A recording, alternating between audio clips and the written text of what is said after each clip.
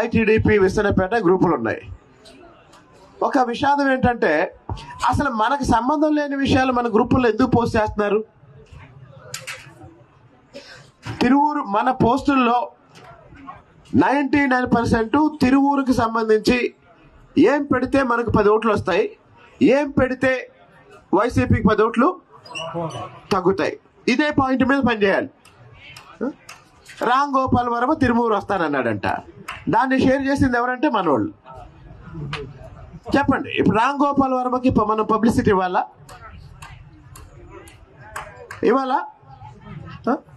లేకపోతే ఎక్కడో మహబూబ్ నగర్లో యాక్సిడెంట్ జరిగింది, దాన్ని తీసుకొచ్చి తిరువురు గ్రూపుల్లో ఎందుకు పోస్ట్ చేస్తారు? 2 బైకులు ఢీకొని 2 యువకులకు గాయాలు. మందేమన్నా 24 గంటల ఛానలా? తిరువూరు ఐటీడీపీ అంటే మనం పెట్టే పోస్ట్ వల్ల మనకు 1 ఓటన్నా రావాలి, మన ప్రత్యర్థికి 1 ఓటన్నా పోవాలి. ఇక నుంచి ఒకటే లక్ష్యం, మనలో ఎవరు మంచి పోస్ట్ పెట్టినా దాన్ని షేర్ చేయటం. ఇప్పుడు నా ఫేస్బుక్ అకౌంట్లో నాకు 37,000 మంది ఫాలోవర్స్ ఉన్నారు.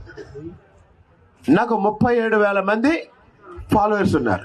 నేను ఒకరోజు సరదాగా ఒక పోస్ట్ పెట్టా. సరదాగా ఒక పోస్ట్ పెట్టి సాయంత్రం చూస్తే 1,20,000 వ్యూస్ ఉన్నాయి. నాకు అప్పటిదాకా ఒక పోస్ట్ పెడితే అంత పవర్ఫుల్గా వెళ్ళిద్ది అన్న విషయం నాకు తెలియదు. నేను సోషల్ మీడియా చాలా లిమిటెడ్గా వాడతా, అది కూడా ఫేస్బుక్కే వాడతా, తర్వాత వాట్సాప్ గ్రూపుల్లో షేర్ చేస్తా. ఇప్పుడు నాకు అర్థమైంది ఏంటంటే ప్రతి వాళ్ళ దగ్గర స్మార్ట్ ఫోన్ ఉంది కాబట్టి వాళ్ళకి చెప్పకపోతే మందే తప్పు. 2019 ఎన్నికలకు ముందు వైఎస్ఆర్సీపీ సోషల్ మీడియా ద్వారా తెలుగుదేశం ప్రభుత్వం మీద దుష్ప్రచారం చేసి జగన్మోహన్ రెడ్డి చేసే మోసాల మీద చాలా అనుకూలమైన ప్రచారం చేసి రాజకీయంగా లబ్ధి పొందారు. అన్నిటికన్నా దుర్మార్గం ఏంటంటే ఇప్పుడు కూడా ఇంత దారుణమైన పరిపాలన తర్వాత కూడా సోషల్ మీడియాలో అబద్ధాలు ప్రచారం చేయడం ద్వారా మళ్ళీ ప్రజల్ని మభ్యపెట్టి ఓట్లు తెచ్చుకోవాలని వైఎస్ఆర్సీపీ ప్రయత్నం చేస్తుంది. ఎందుకంటే వాళ్ళు అభివృద్ధి చూపించి ఓట్లు అడగలేరు. కాబట్టి 2 ముక్కల్లో ఇక నుంచి వచ్చే 40-45 రోజుల్లో ప్రతిరోజు మన పార్టీకి ఓట్లు వచ్చే విధంగా కొన్ని పోస్టులు, వైఎస్ఆర్సీపీ ఓట్లు తగ్గే విధంగా కొన్ని పోస్టులు. అంటే ఆ ప్రభుత్వ వైఫల్యాలు మనం హైలైట్ చేయాలి. మనం ప్రజలకింత ముందు ఏం చేశాం, రేపు మళ్ళీ సూపర్ 6 ఏంటి, బీసీ డిక్లరేషన్ ఏంటి, ఇవన్నీ మళ్ళీ మనం చెప్పాలి. పొరపాటున మన గ్రూపుల్లో ఎక్కడా కూడా ఇంకోటి, ఇప్పుడు నన్ను ట్రోల్ చేస్తూ వైసీపీ వాళ్ళు ఏదో పోస్ట్ పెడతారు, మనలో చాలా మంది మళ్ళీ ఆ పోస్ట్ తీసుకొచ్చి మన గ్రూపుల్లో పెడతారు. శివకేశవ్ ఉన్నాడా?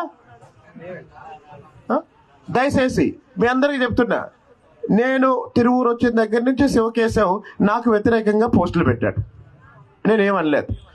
ఒకరోజు పోస్ట్ ఏం పెట్టాడంటే, నేను స్వామిదాసుని విమర్శించను, ఎందుకంటే స్వామిదాసు గెలిచి మళ్ళీ టీడీపీలోకి వస్తాడు అని. ఎవరైనా ఐటీడీపీలో ఉన్నవాళ్ళు అలాంటి పోస్ట్ పెట్టొచ్చా? చెప్పండి. ప్రత్యర్థిని విమర్శించడంట, మళ్ళీ ప్రత్యర్థి గెలిచి టీడీపీలోకి వస్తాడంట. అంటే మళ్ళీ ప్రత్యర్థి గెలిచాడని ఈయన నిర్ణయిస్తాడు. అంటే మనకు చేతనైతే పార్టీకి సహాయం చేద్దాం, లేకపోతే మౌనంగా ఉందాం. అంతేగాని పార్టీకి నష్టం చేసే పోస్టులు ఎవరు పెట్టొద్దు దయచేసి. కాబట్టి కంటెంట్కి సంబంధించి ఈ రోజు నుంచి నేను కొంత బాధ్యత తీసుకుంటాను. తిరువూరుకు సంబంధించి నేను కంటెంట్ ఎందుకు ఎలా ఇవ్వగలనంటే, నేను విస్తృతంగా తిరుగుతున్నాను. ఈరోజు ఒక వార్డులో ఒక అమ్మాయి కాలేజీకి వెళ్ళడానికి ఇబ్బందిగా ఉంది, నాకేమన్నా సైకిల్ ఇప్పించగలరా అంది. నేను వెంటనే ఆ అమ్మాయికి 6,000 రూపాయలు ఇచ్చాను సైకిల్ కొనుక్కోమని. 2 రోజుల క్రితం మా ఆవిడ ఏ కొండూరు మండలంలో పర్యటిస్తున్నప్పుడు అక్కడ ఒక అమ్మాయికి స్కిన్ డిసీజ్ ఉంటే ఒక కూలర్ కావాలంటే మా ఆవిడ నెక్స్ట్ డే వెళ్తూ ఆ కూలర్ ఏర్పాటు చేశారు. అంటే మనం చేస్తున్నాయే కదా, ఇవేమన్నా అబద్ధాలా? మనం చేస్తున్నాయే కదా. మొన్న నేను అక్కడ డ్రైనేజీలో కూర్చున్నాను.